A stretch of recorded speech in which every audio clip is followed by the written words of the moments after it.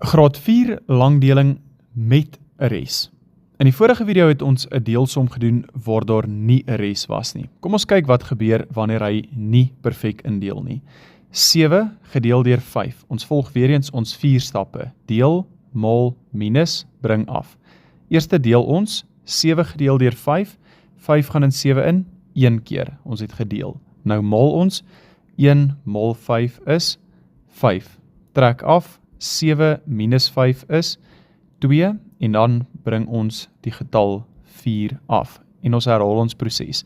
Deel 24 gedeel deur 5. 5 gaan in 20 in 4 keer.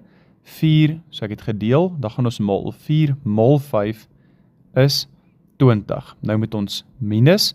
24 minus 20 is net 4. Volgende bring ons weer af. Die getal 2. So herhaal ons proses. Deel 42 gedeel deur 5. 5 gaan in 40 in 8 keer. So ons het gedeel, nou moet ons maal. 8 maal 5 is 40 minus 42 minus 40 is 2. Daar's niks om af te bring nie, so ons is klaar. Dit beteken daar is 'n res van 2 oor.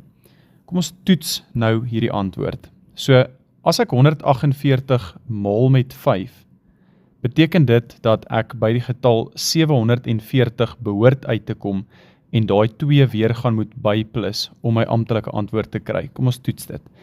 5 maal 8 is 40.